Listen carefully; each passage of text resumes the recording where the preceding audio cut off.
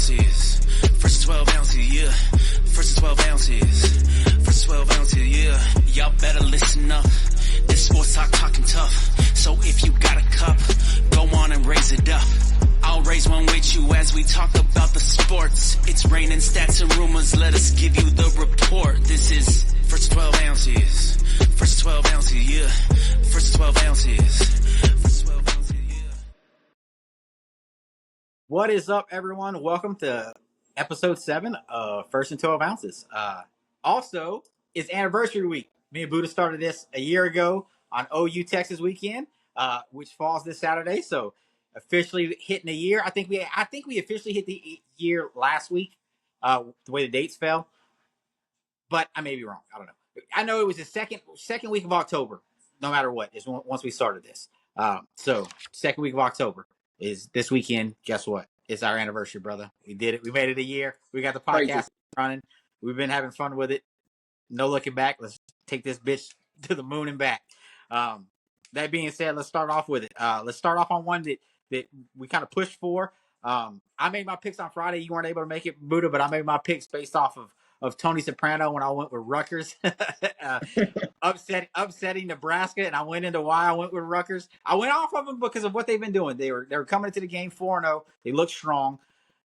Everything about it said a win, and I was like, you know what? I'm not going to go against what Tony Soprano would pick, and I'm going to go with Rutgers. And then Nebraska decided to show up and play a little ball. Not much ball played from Baby Mahomes though, because he didn't look as good as he always did. Everyone around him stepped up and they won that game. But hey, Nebraska's back in the hunt in the Big Ten. How you feel about it? The Corn Hub, they're back. I mean, if you're a Nebraska fan, you're pumped. They look legit. I mean, I don't think they got a chance to win a title, but like, they're back. Like, they're relevant again. Absolutely. They're going to be every bit of a top 25 team, it feels like, here on out. Now, they got some tough games, but yeah. And showed up. What a win. And they're on the process of they still have big games where they can upset some people and stir some things around. Did they get put in the rankings this week? I don't think they did, though. I think they're still unranked. They should be, though. Like, we before we got on, we were talking about the atrocity of the AP poll, but yeah, just to let y'all guys know that are listening in, we were talking about all the ties that are going on with the AP polls now, it's an atrocity, which I've never seen before this year. Like, it's ridiculous. Iowa State and Notre Dame are tied for 11th, and then there's 3 people tied for 18th. Like, it's ridiculous, completely ridiculous. The AP poll can no longer give out these made-up national championship trophies to teams, so they got to figure out a way to be controversial somehow. That's just who they are. In what is it, 2 weeks we'll have the college football poll, and the AP poll will be nothing. It'll be like the coaches poll currently is. It'll be like, that's cool. That's a cool number you got. The real number's over here. Absolutely. It's ridiculous. Like, it's annoying. I didn't notice it until a few minutes ago before we started this, and I got on. But yeah, Nebraska's putting their hat back in the table for the Big Ten, saying, hey, look, we're still here. We looked rough. We lost one, but hey, they lost it in overtime too. Last week was a sloppy win against a tough team in Rutgers. Hopefully they can put it all together, and maybe Mahomes can figure out how to not take sacks so much and get rid of the ball. I think that's his issue now is holding on to the ball too long. Other than that, the kid looks good. When the kid can make plays for you and everything else, but it's just he's a freshman. There's going to be freshman mistakes. Then we'll touch on it. We touched on it on Coffee and Cover 2, and we'll have to give him flowers for the second week in a row. Like I told Buddha before we started, I think Buddha jinxed it when we gave him their flowers next week. But, hey, guess who's leading the SEC? The Fighting Aggies of A&M. What the hell is an Aggie? I mean, we can talk. What the hell is – what is that, a farm boy? Good for the farm boys. They're plowing through the league right now. Good for them. That did not sound right whatsoever. Hey, but yeah, they might have enjoyed it. They might go jump in the fountain. You never know. Oh man, hey, they did have a big win this past weekend against Mizzou. Mizzou just kind of looked disheveled and didn't really like. I heard someone say it when Luther Burden's not getting the ball, he throws a fit and he doesn't play well for the remainder of the game, and that's kind of what it looked like.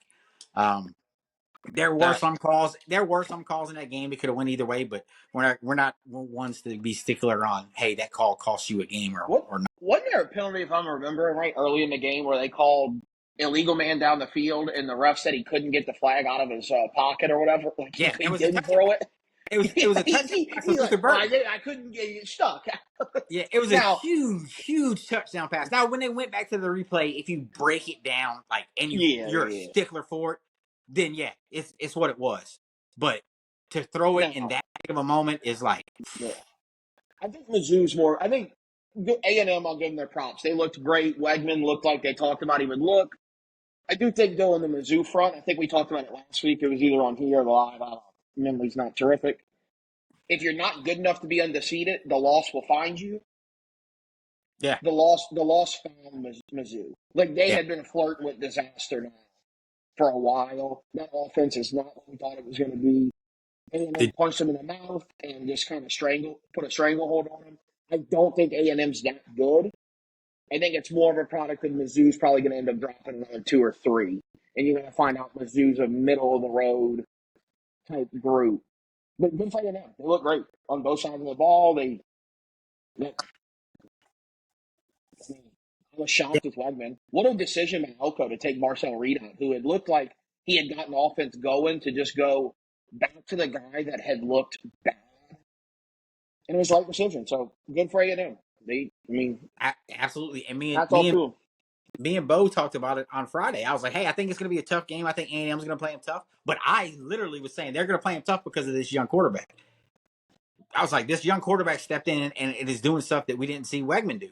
And then I turned the game on and I'm like, wait, Wegman's started? Like, when I first turned it on, the game had already started. And I was like, wait, did the other kid get hurt? And I was like, no, Wegman had to start. And I was like, okay. And they just ran with it. And I was like, holy shit, here we go.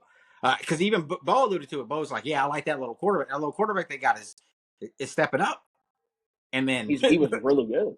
Yeah, then to his us, numbers I mean, from his numbers from the prior week, I mean, he looked great in the offense. I mean, he actually ran it well. I mean, a lot better than what Wegman did for the first 2 or 3 weeks.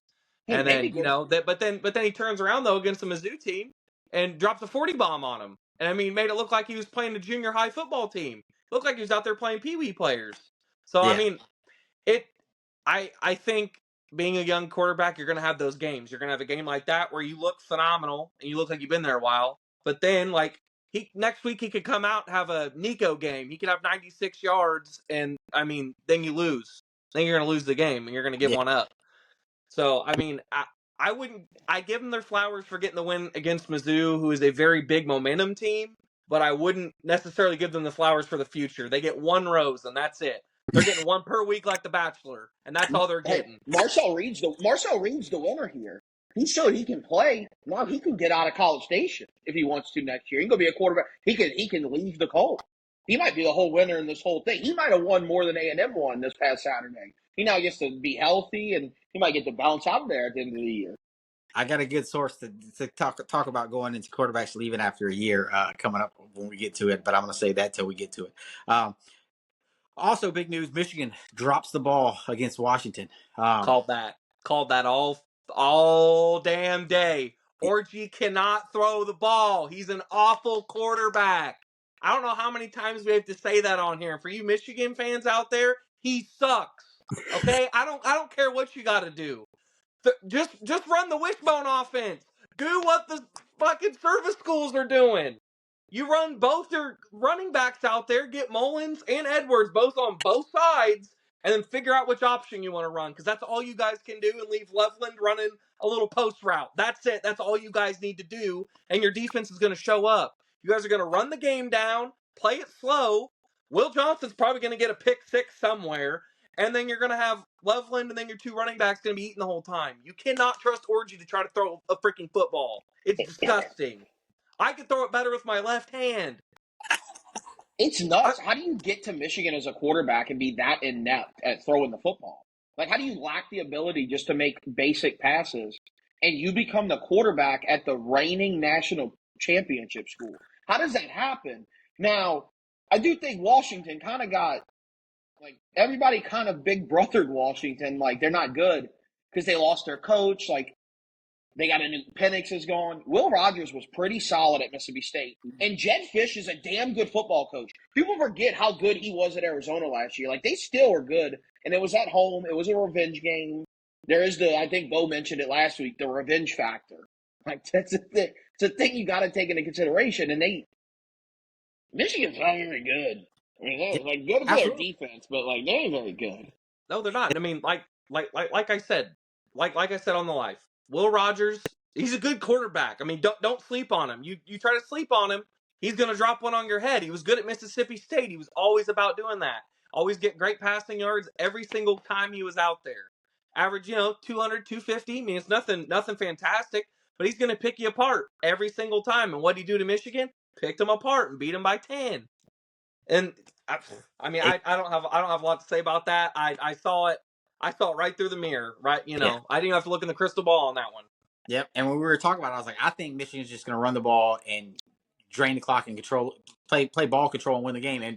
And Bo was literally like, they're not going to be able to do it. He's like, I just don't think they're going to be able to do it. They're not going to establish anything, and they're going to try something else. And they attempted to try something else, and it wasn't there, to the point that they bench Orgy, and then still the backup does nothing. And then you got a huge loss, and now they're back to square one of who they are as a team. Um, that was one of the ones that stood out. And then let's get to the big ones. Let's start off with the biggest one of the night, which was Bama's loss. We did touch on it on Coffee and Cover too. No one saw this coming whatsoever. But boy, what a hell of a football game! What a hell of a football game! And Buddha, I'll let you announce his name to the podcast to everybody, because you told it to me and I didn't know it. Tell them about our boy. Peso Pavia, man. He showed up. He showed up. He got it done. He was gritty. He's also owns the state of Alabama, because he was also the quarterback that beat Auburn last year when he was at New Mexico State. He owns the state of Alabama. Unbelievable performance. One of the all-time gritty things I've ever watched. I mean, it's maybe the best upset in the history of the SEC when you look at it. But I mentioned this before the Georgia game for Alabama, and I thought it was true after that, even though they won.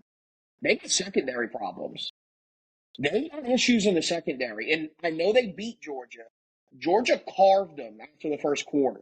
We're now going on 6.5 quarters of Alabama being really bad on defense and on offense. Now, I think they only ran like 40 plays against Vandy. So Vandy literally took the mindset of a good offense is your best defense. Yeah. But their defense is an issue. Vanderbilt went 13 and 19 on third down.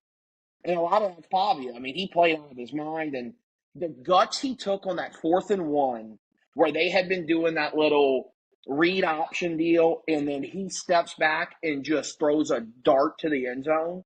What a catch, too, by the way. But talk about some nuts on that kid.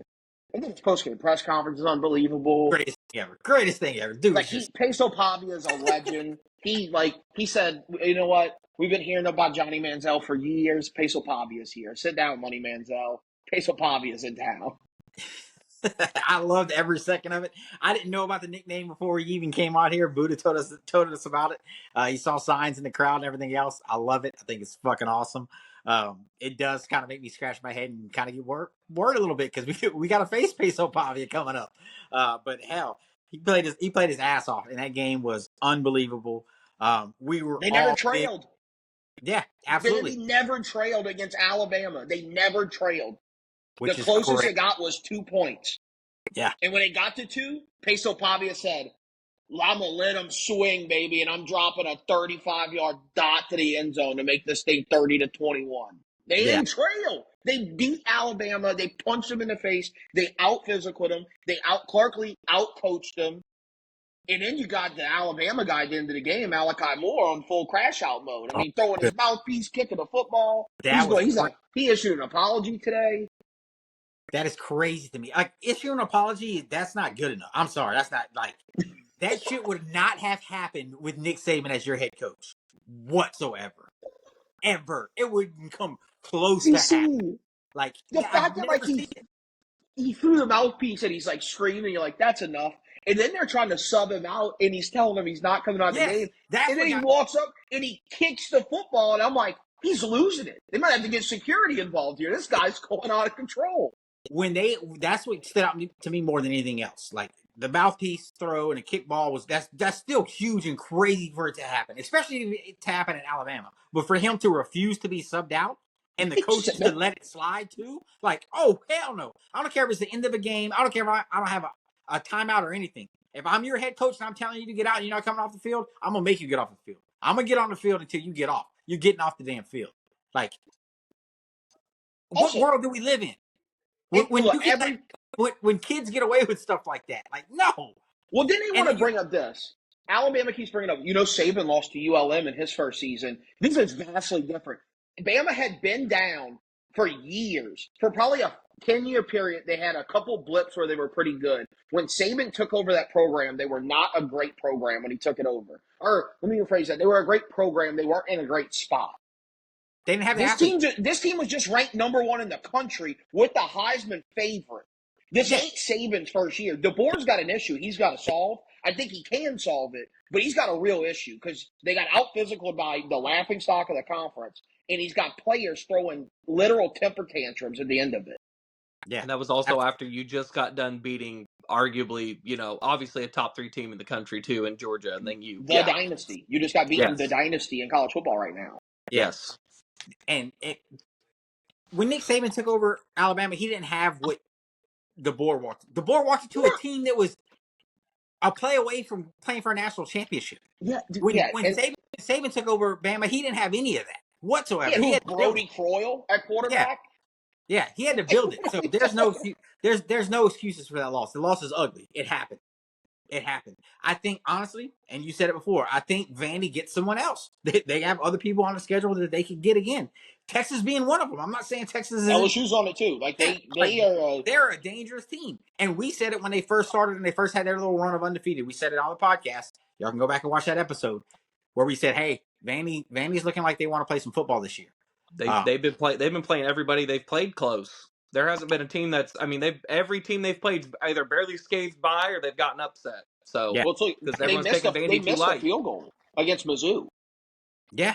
And they could have won that one. I mean, Vanderbilt realistically is a missed field goal away right now from being a top 25 team that you look at and go, how good are they? And I think you need to look at them through the lens of how good are they, because they went toe-to-toe with Bama, and it wasn't fluky. It wasn't like Bama had big time. It wasn't like Milroe got hurt, and it was a mud fest out there, and it was just a slop game. They had Ryan Williams playing, and he was carving up their secondary still. And Milroe was running all over them, and they still fucking won the game. Exactly. They went blow for blow, and they didn't let up either. So props to them and Peso Piana. Next up, the next upset one. This upset one gets me not really annoyed, but it makes me want to just point at it more and tell Buddha, like, "Hey, look at this, because I wanted this as one of our pick'ems, and then we went the other way. But I agree to that going the other way as well. So I'm not gonna. The other game was good too. It wasn't like the other game was a joke game. Absolutely, absolutely. But Tennessee, Arkansas, holy shit. And I had been saying it since Arkansas started off, and their offense has just been rolling. I said, hey, their quarterback's going to be a problem. And he was a problem the whole game until he got hurt. And then it seemed like Tennessee got back in it once he got hurt. But holy shit, Arkansas. And like we said on Coffee and Cover 2, Sam Pittman's like, yeah, Buddha and Pete, here's a big FU to both of y'all because y'all said I'm getting fired after this year. No, I'm just gonna start upsetting some teams, and they still have teams that they could possibly upset on the long road. They still got both of our teams on the schedule that we're gonna have to fight through. If that quarterback's healthy, they're gonna be problems for both of our teams because they are something to worry about. Buddha's been saying it all year though. Every game they've played, every single week, he's been saying, "Watch out for Arkansas! Watch out for Arkansas! They're a sneaky team out here. They come into every game as a dog, and they play every team, get up on them. Granted, they give up a couple games, but that's just the nature of the beast. You're going to give up a couple, but realistically, Arkansas should be ranked too. That's just one of those teams. They've played every team they've played close. It's just like Vandy. Those are two teams that should be realistically in a top 20 scenario right now because they've either missed field goals or let up on opportunities late in the game. So, Arkansas played great. And like we've talked about, just one of those freshman moments for Nico, I think. And he just, he didn't show up, which I mean, obviously hurt them, and they ended up giving one up. I mean, it's just that freshman mentality. Sometimes you try to do too much. And another thing I want to touch on Tennessee is like Nico's numbers look good, but they don't have a primary receiver. He spreads the love, but their best offensive weapon on that team is Dylan Sampson, and And that's he's the it. only reason they almost won that game because Sampson went for Only about reason. 65. And I thought when he went for 65, I went, damn, they got him. When they went up, what, 14-3, and I went, Arkansas's done here. Yeah, yeah. My thoughts on Nico are the same that they were in the summer when we previewed. I thought that it could be a 6-6 team. I still don't feel different. And I said this last week. Tennessee to me does not feel it. Everybody had gotten on this notion that Tennessee was one of the elite teams in the country. I didn't feel that way.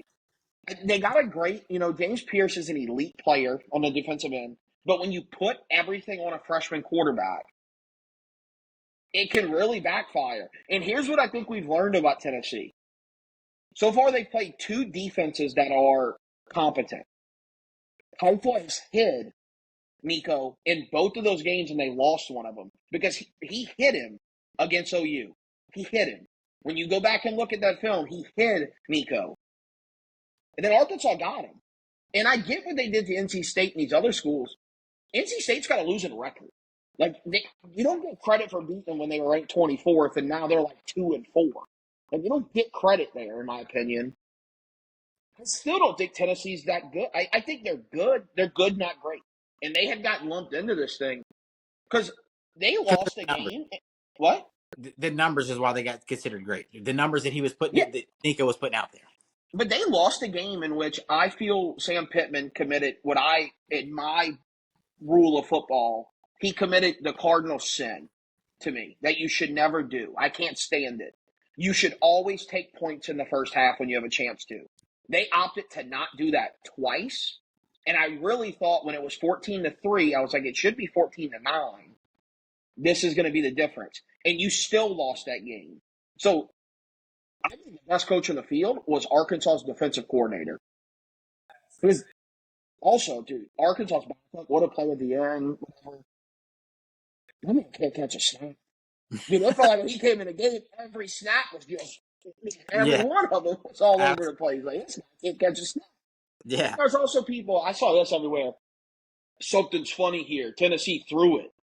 Yeah, Tennessee did not tackle him. They let him into the end zone. Because if he falls down, they drain Arkansas can run that thing to like 5 seconds and kick the field goal. Because as soon as he took off, I'm in the house going, just fall down, fall. Yeah. And then when he scored, I was like, oh no, he gave him a minute. Yeah. Yeah, because the safety literally does this. But he did it because, all right, we got a minute left. Nico's going to go down and score and win the game. You don't want to, exactly like you said, you don't want to tackle him because if you do, they're just going to milk the clock, kick a field goal, win the game, and it's over. And it's out of Nico's hands. Yeah, go ahead and let him score. And they had the opportunity to. They drove the length of the field and were in the opportunity in scoring range. They just couldn't get it done when it mattered. So yeah, I saw the clips too, and I saw everybody else saying, "Oh, they sold. They didn't sell." I guarantee you, they were told by their defensive coach if they gets a first down. If they weren't told, that, then they said, "Hey, if it's looking like a first down or a touchdown, give it to him because we don't want to." So that's exactly what he did. Exactly what he did. The other one, which would have been even crazier, that almost happened. We didn't touch on it on Caulfield Cover 2. Miami escapes Berkeley with a win. What is Miami's starting to play with fire a little too much? Starting to. They're like the dude at the luau's that's like, I mean, they're flinging that thing around. Just starting to. They're playing with fire too much. Cam has looked great first 3 weeks. Can't deny that. But what I will say, he's doing too much. Now he's starting to throw interceptions, whereas you saw earlier in the season, I think maybe he had one for his first 8 touchdown passes. And now in the last 2 weeks, I think he had either 2 and 2 or 3 and 2. And then had to have some late game heroics to come back and win the game. You win by 1 point against Cal. I understand it's an away game for you, but I mean, there are no excuses there. I mean, that game shouldn't have even been a 1 point game. at all. Miami was like 10-point favorites, I think, going into that game. I think 10 or 11-point favorites. Like me, would have. Like I said, I think Cam's trying to do too much. I still love watching him play. Still like for me like a Heisman favorite, but I mean they really have to do some reevaluating and kind of get him dialed in a little bit. It feels like they got a dude. They're paying a dude in the control room. You can't live like this in college football. Dude. Like you can't. It feels impossible that back-to-back weeks you do this impossible game where you win on a reviewed call at the end of the game. It's like I don't believe in any of the it's rigged, but man, it feels like something's happening. I mean, it's kind of nuts here. But also, before we go, college game day, that might have been the best college game day of all time. That was an unreal college game day. And when we talked about it, like Berkeley, we were like, wow. Holy shit. That was an unbelievable game day. Absolutely. Crushed it. Absolutely. And the kid won $100,000 on his kick. Like, and $600,000 for the Hurricane. Like, he was. Yeah, $700,000 kick. In Vans, too. Like, real good. Like, let's get it. Another thing, we touched on it earlier about the Mizzou lineman downfield. Did y'all see the review of the Miami touchdown? Go ahead, touchdown. There was 2 linemen downfield, and they were like, "This wasn't called in this game, but it was called in the Mizzou game." I was like, "Holy shit!" I am not somebody. So I didn't see it in real time or anything. I saw it on the replay, and I was like, "Oh shit!" I didn't either. I was out like a light. I was sitting there catching some Z's. I was asleep. When it was 35-10, I was like, "I'm going to sleep. I'm not staying up until 1 a.m. to watch this." But I'm not somebody that even subscribes to the notion that it could be potentially rigged. But, I mean, if it quacks like a duck, it's starting to, like, dude, something feels up. And it's odd. I mean, again, though, I think the same thing with Mizzou. If you're not good enough, the loss will find you. You can't play with fire because at some point you're going to get burned. I think they get burned at some point. Yeah. Like, this is not sustainable. There's 2 teams that have stepped up and started playing super, super good in the ACC, and that's Clemson has bounced back from their loss against Georgia, and SMU. SMU's been one of my sleepers from the get go. I've said it since week 0. I was like, hey man, SMU's got a sneaky chance to do some stuff, and they've kind of been doing it since they went to that quarterback switch. And Clemson has literally woken up since that Georgia game. So the ACC is gonna be something to keep an eye on. Other than that, that's pretty much all we got from last week. Because I mean, they were great games, and we can dig into them a lot. But you got to keep moving forward. We gave. What you got, Bo? The absolute dominance of the service schools. We cannot shove this under the rug. Somebody needs to grow a pair and rank them. The fact that they're not ranked is pathetic. It's pathetic and it's bullshit. Army came out and won 49 to like 13, and then Navy has been Heisman Horvath, and he doesn't even have odds that you can bet on him for Heisman. It's bullshit. Army received 43 votes. No, Navy received 43 votes. Army received 33. They're like 26 and 27. In the AP. And in the coaches poll, Army received 36. Navy received 26 in the coaches poll. I'm thinking that was because the Navy game was closer than what the Army game was. Because Army went in and fucking killed them. Here's a fun thing that I saw about that, and Buddha mentioned it a little bit in cover 2.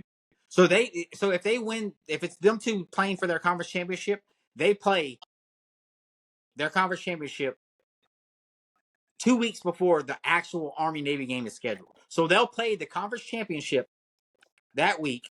After that week, the next week, guess what happens? The playoff committee comes out and they do playoff selections for the playoffs, and then it is the Army Navy game. How do you do that? What would they do? There's no way they would let them play back to back because they wouldn't ruin Army Navy. So they would have to go. If they were the championship game, they would have to go.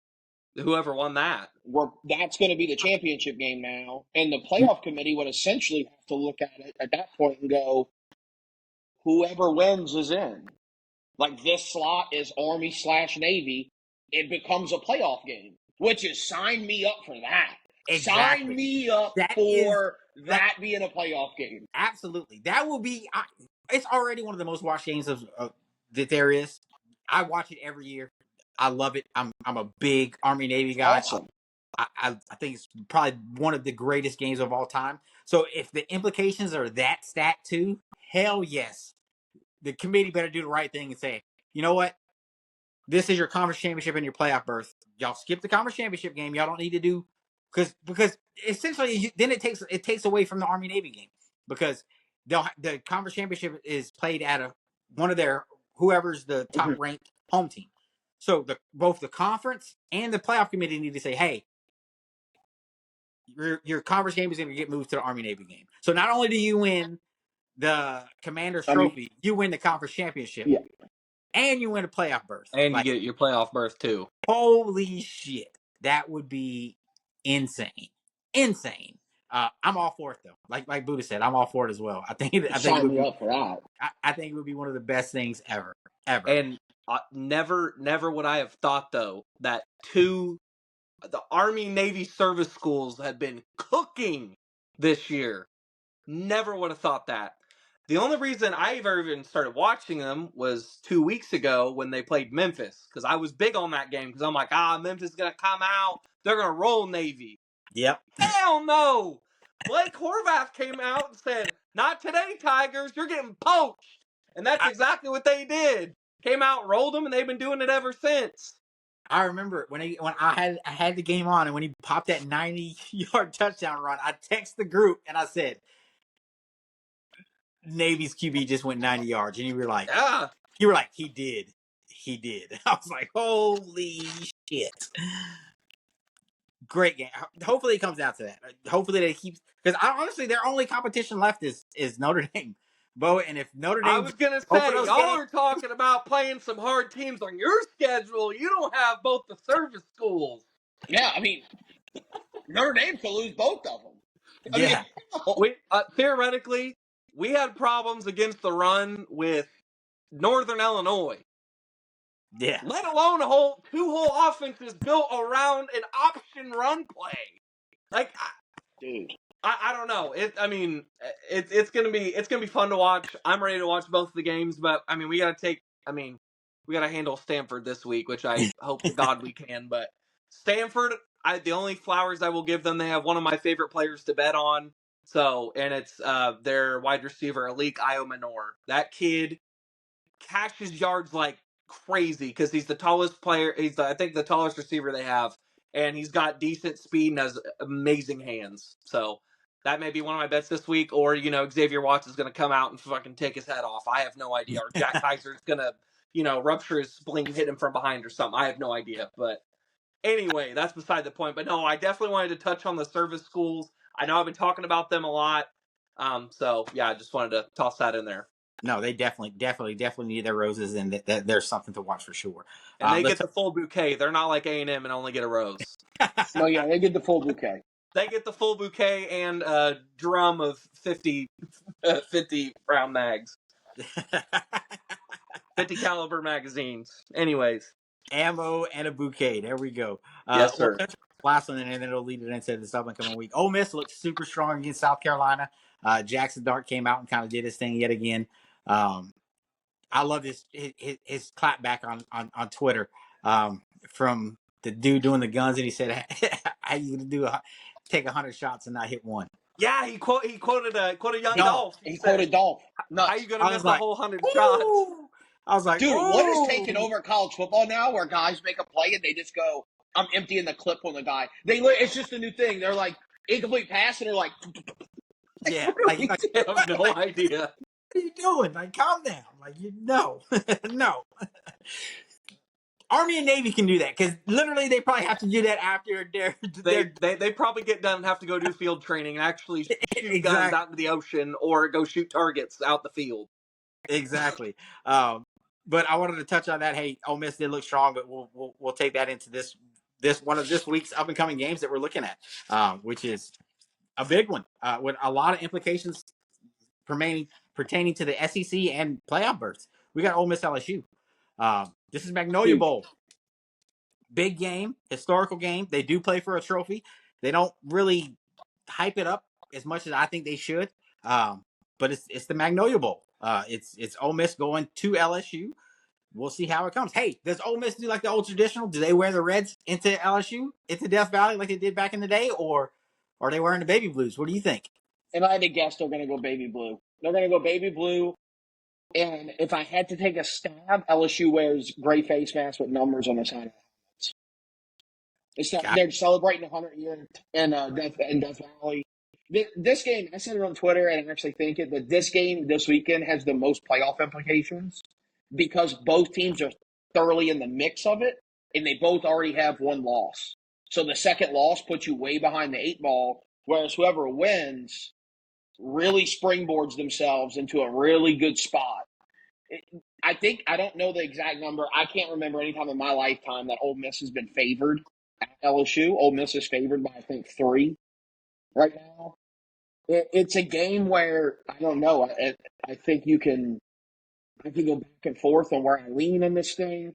It's going to really come down to, can LSU figure out a way to slow down Ole Miss's pass attack, and can they be efficient on offense? Can they have sustained drives that, can Nuss kind of be what Nuss has been?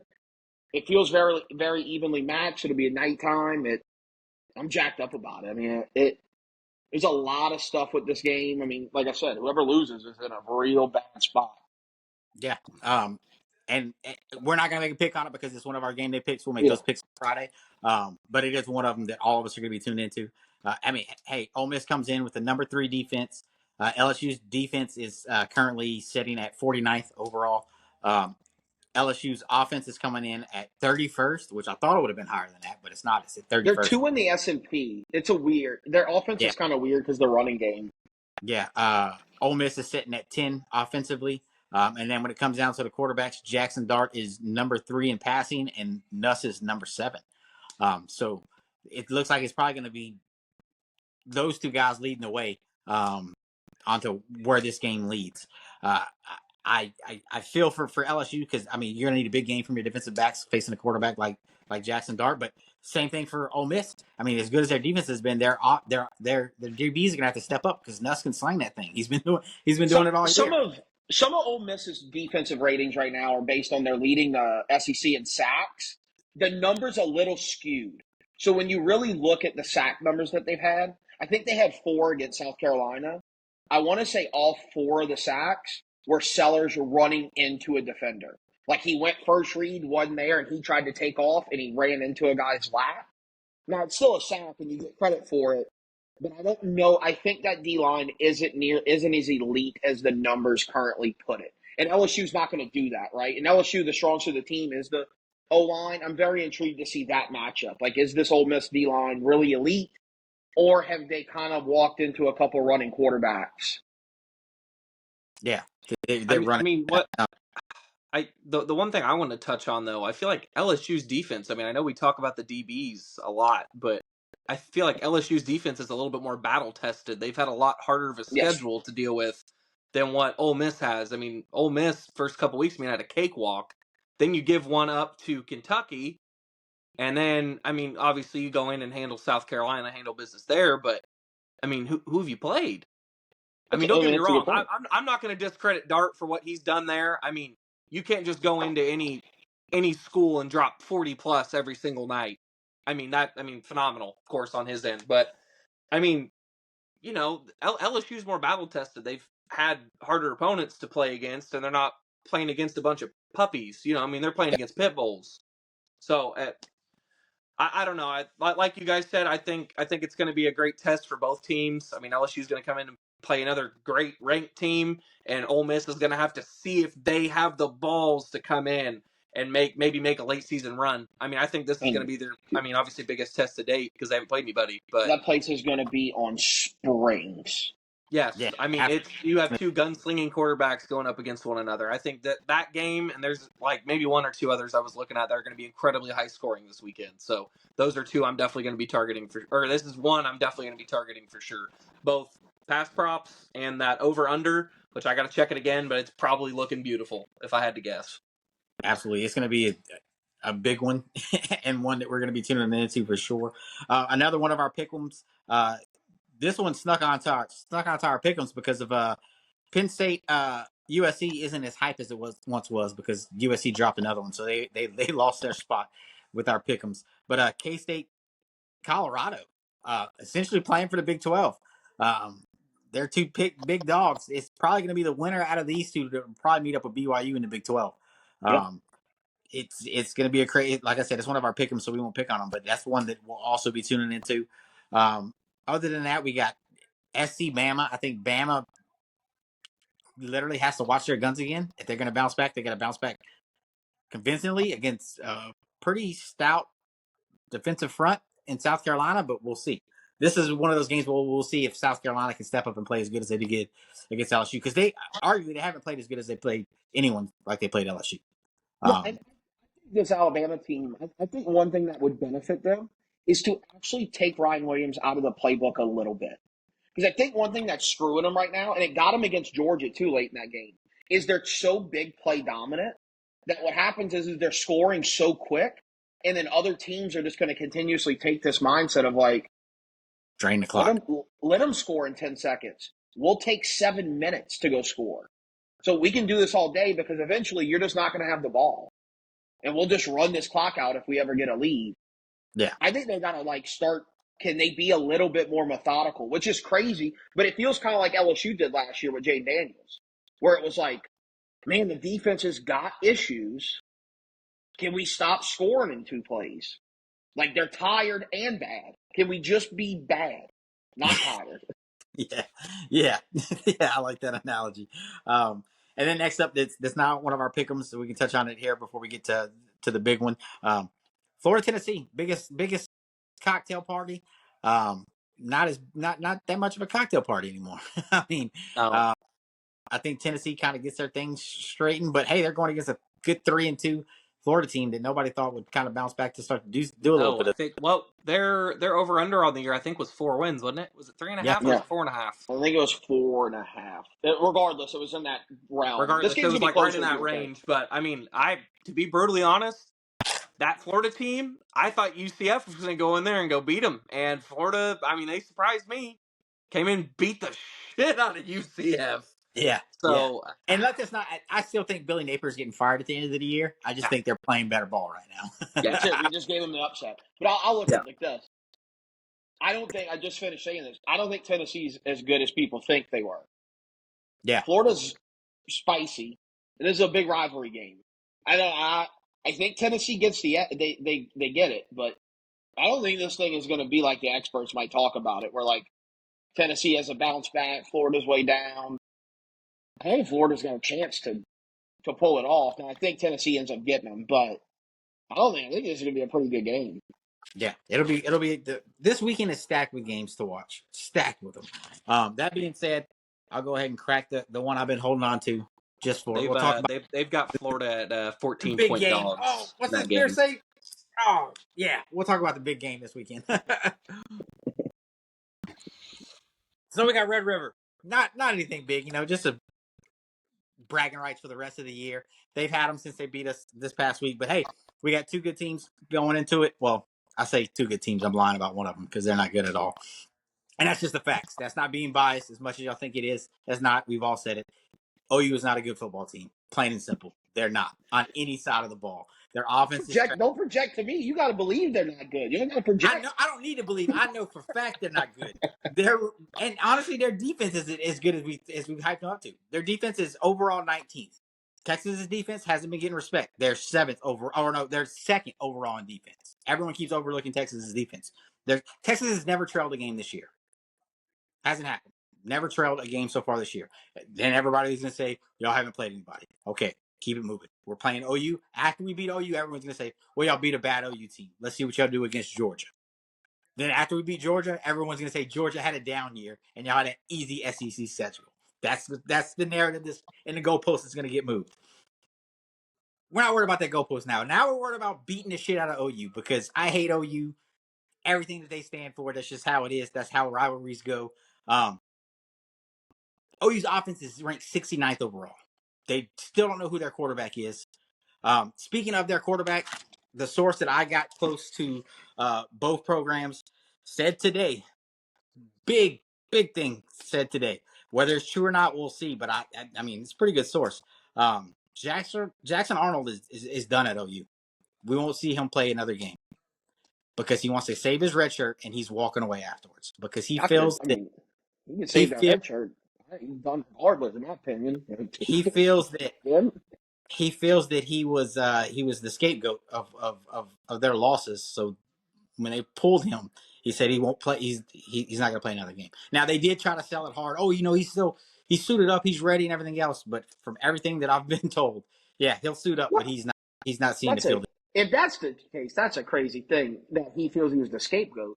If my dog craps on the floor, it ain't my wife's fault. It's my dog's fault. Like, and the dog can't be upset that I told him it's his fault he craps on the floor. Like, if he didn't play good, he didn't play good. Like, he may try to spin this narrative if that's the case and say, like, I'm holding my red shirt. He lost his job. Like, that's the way that when it worked. He lost his job. Like, he got his job taken from him. Hey, and this was their guy. Remember though, you got to remember since we started this, all we've heard about is Jackson Arnold. Well, he's not the guy no more. But I don't. We're gonna see if that's true. We're gonna see if that's true. Yeah. The other thing I'm going to say is, I mean, you can't put it all on a quarterback. That offensive line's atrocious, so it's not just all on him. Other news that I've been told is Farouk and Nick Anderson, wide receivers for OU, are very doubtful for the game, which that hurts them even more so because that offense can't do anything. They can't run the ball. They can't throw the ball. Their best bet is for their quarterback to pull it down and run it. The quarterback run will be a factor in the game. Whether it helps them or not, we'll see because that's honestly their best weapon in their offense that we've seen so far this year. Because anything else hasn't really been anything too worrisome. This would be a game that is going to be adjustments on the field because you're not going to. It's a rivalry game. You're not going to see everything that you've seen on tape in games before. They both coming off of bye weeks. They both studied up each team. Both coaches are going to work it. Sark's a great offensive mind. Brett Venables is a great defensive coach. We'll see what they come out, and it's going to be a fun one. I don't think it's going to be close. I think Texas wins at least by 20. But then I'll let y'all talk about it. I didn't even mean to make my pick, but I did because it is one of my pick'ems. But y'all knew where I was going anyways with it. So. No, I can't believe you gave away your pick. No there. way! I think no, who would have thought I was going to go with Texas on this one? I'm the biggest rivalry. Well, one of the biggest rivalries because we got A&M back. But who would have thought? I think OU's going to do a lot. They're going to sell out to win it. And well, I mean, I think they're going to load the box a lot on defense. I think they're going to try to create chaos. They're going to try to put Texas in a position they haven't been put in and make Texas uncomfortable, which we haven't seen Texas be yet. I see the positives to OU's team. I think their secondary's okay. I think the running quarterback he's a threat. He can make a couple big plays that can change the dynamic of what a game looks like. But right now on paper, Texas is better at everything. I mean, pretty much top to bottom. I don't really see anywhere that I would pick OU over Texas in terms of personnel, performance yet. But like I've said, and I said this last year when our first one ever, being that this is the anniversary, where I would have said probably the same thing last year. To me, it felt closer last year. But what I think I would have said last year, and it's you got a rivalry game like this has to mean something. Like that's a factor in it that you can't really. It's not a tangible thing you can look at on paper. They're going to be jumping. They know that OU knows if this one gets away from them, the season is kind of shot because then you hit a gauntlet that you probably can't survive to have anything of a season that means anything. So this is it. Like if you don't get it done, it's wrap it up. Start looking at next year. I'm very intrigued to see what Texas looks like when they do get punched in the mouth. Because I do think they get punched in the mouth this game, whether it's in the first quarter or late in the game. I think they get punched at some point, and I'm very intrigued to see how that team responds. Because I know you brought up moving the goalposts. I think a lot of people, and I know this is where I am, I think Texas is the best team in the country right now. I'm not like to me it's not even moving. I gotta make sure that recorded so I can clip that later. I said that on Coffee and Cover too. I do. Now, I don't think I can put them into the elite category yet. I think they have every opportunity to be in that category in the next 2 weeks. my thing with Texas is like this. Like, I want to see what Sark looks like when you're supposed to be the alpha. What do you look like in a game where you're supposed to be the alpha? You're supposed to make the statement that, hey, we are the best team in the country. Everyone's chasing us. I'm very intrigued to see what he does there because last year was great. And then you lost the playoff game. You lost to OU. Like, Sharp, grow like I think you've grown. Show me what it looks like and prove to me that you can handle this program when you are the alpha. Because right now you're the alpha.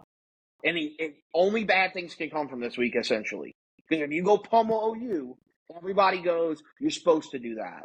Can you handle that type of expectation? That's what I'm most intrigued to see. And I'm also intrigued to see, like, to me, Brent Venables is kind of coaching for his job. And I understand he just signed a mega extension and all that. They don't take losing well in Norman. And if you get popped this weekend and the season starts to unravel, it's not going to be a pretty sight for Brent. It'll basically be the sitting duck until they can get rid of the contract. I'm intrigued. It's a very intriguing game. I do think it's going to be closer than people think. I'll make my pick on Friday. I'm kind of decided where I'm going, but I do think there's some variables here that could play a factor in what this game looks like late in the game. Just to touch on it before Bo jumps on his, OU's pass defense is 70th in the country. That's their biggest weak point. They're strong up front when it comes. They're number 5 in rush defense. Their pass defense they've been their biggest issue. But what are your thoughts on it, Bo? So, like Buddha touched on a little bit, I think Oklahoma's got to look at. You've got Quinn, obviously, he's out the last 2 weeks trying to get healthy again. I think you have to stack the box against him and try to make him make harder decisions than maybe what he's used to, and maybe try to push that ticket a little bit and do what you've been doing against some other teams. Yes, their pass defense looks shitty, but what do?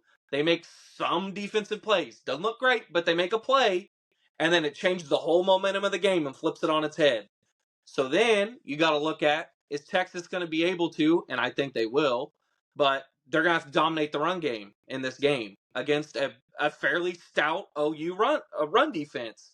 I mean, because you're going to have to try to prevent big plays. Whether Quinn plays the whole game or not, you throw Arch in there. Arch has still been looking good under center and throwing the ball over the top. That's just the fact of the matter, and OU knows that. So you're going to have to make them make decisions they are uncomfortable with making and try to make big plays out of it. So, I mean, it's going to be a good game, I think, regardless. Now, I mean, like we all have talked about, OU's offense looks like you're trying to throw a bunch of 5th graders out there and trying to teach them football. I mean, it's ugly. I mean, it's bad. It's really bad. But, I mean, I think it's going to be one of those things just going to come down to the defense. So, I mean, I can't wait to watch it from the comforts of underneath the table at this wedding I've got to be at. But, we're still going to be tuning in. So, tough weekend to be me. But you know what? We're going to rock it out. I'll still be tracking the games. It'll be fine. But it's the rivalry of the weekend. It's friends friends deciding to get married during college football season. That's the ultimate rivalry. Yes, that 100%. I don't care. I will always be like how Pete hates OU. I will always hate that decision. Like, at the end of the day, this is how I look at it. At the end of the day, if it's one of my buddies getting married on college football Saturday, great for you. I love you. I don't care about your wife at all. I don't care. I don't need to see her in that dress. Let's be realistic. Wedding dresses are they're like, nah, at best. Nobody's ever seen somebody in a wedding dress and been like, who's that? We already know who it is. Good for her. It's for pictures here. Why don't you just go to JCPenney and get some pictures done on Sunday and leave us alone on Saturday? Because it's a waste of time. Everyone there would rather be watching these football games this weekend. It's crazy. It's crazy. The rivalry I will always be on the side of the people for. Never on the wedding side. That will definitely be probably the clip of the week right there. Oh, 100%. It has to. It has to. That's awesome. That's awesome. No one's going to be like, oh, who is that? We know who it is. Like,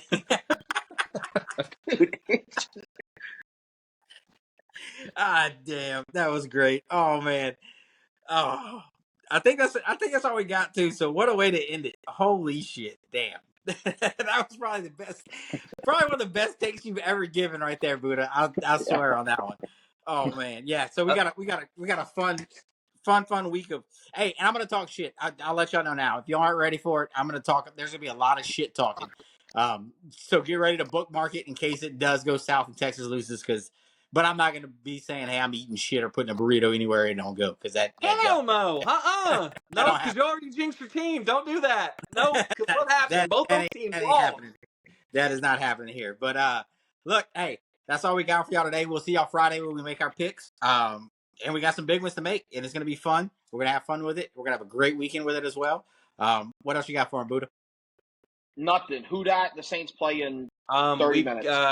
We didn't cover that dude this week, did we? Oh wait, yes. Nope. Yeah, who's our players of the week? I think we've got a unanimous selection here. I mean, I think at the very beginning of the podcast, I think we mentioned him for at least a good 15 or 20 minutes. I think we've got a. I think it's Peso Pavia. There we go. Peso Pavia is the player of the week. He truly is. Hey, he's living Moss right now. Hey! There it goes. There it is. There it is. Absolutely. Hey, and this is the first time we've all collectively selected a player of the week. This is the same person. Yeah. Which is great. That's a first. We'll see if we can pick it up again and see what happens next week. But hey, glad you pointed that out, Bo. Hey, and another thing, everyone else that's been tuning in, we are big college football. We are going to get into NFL more as it gets more serious and everything else. As you know, Buddha is diehard when it comes to the Saints. I'm a diehard Cowboys fan. They just haven't really been putting out much lately, so we're not going to talk about them. Bo is big with Indianapolis. He's not going to talk about them much either. But basketball, Bo said it before we even got started. Basketball season is about to start back up again too. We cover it all. We follow it all. We cover it all. And when we talk about basketball, this is the man, right? Yeah, this is the man that's got basketball knowledge to no end below us. We brought him on last year with his basketball knowledge, and it's carried on to where we are today. And he's going to lead us into this up and coming NBA season. Not to forget, hey, MLB is going on right now as well. The Yankees are about to start playing as well. I know I'm a Yankees guy. Buddha's a Yankees guy. Bo, I don't know if you got a Major League Baseball team or not. I don't really have a team. Growing up, I used to watch the Cubs with my grandpa, and then I think my dad, when he was growing up, he was a Reds fan. So, and neither one of them really watch baseball anymore. So I really don't have a team. So we're just out here, guys. That's it. We're just out here. We really don't touch MLB as much. We do every once in a while, but not as much. College baseball, we're huge on it, so we'll get into that too. But that's it. Enough rambling to end it up. Great podcast as always. Bo, you got anything else for him? Yep. If you guys didn't hear it on Coffee and Cover 2, remember every single day you want to drink your milk. I want you to take your vitamins, everybody. And remember to bet your service schools on Saturdays. And also, Ashton Genty is the Heisman favorite. You cannot change my mind. 186 yards, 3 touchdowns in the first half. Go ahead and give it to him. Put him in the house. Hey, and before we get out, Buddha did have an interesting take on Twitter of that too. He said he did not want the Saints to take him. No, you don't. You never want to draft a running back in the first round. I said if they take him in the third, good. Don't take him in the first. Running back, honestly, which we'll touch on later, is kind of a dime position in the NFL, which is crazy. But hey, we'll get into that later at a later date. Y'all have a good one. Thank you for tuning in, and we'll see y'all on Friday. Hook 'em. See y'all. First 12 ounces. First 12 ounces, yeah. First 12 ounces. First 12 ounces, yeah. Y'all better listen up. This sports talking tough. So if you got a cup, go on and raise it up. I'll raise one with you as we talk about the sports. It's raining stats and rumors. Let us give you the report. This is First 12 ounces. First 12 ounces, yeah. First 12 ounces.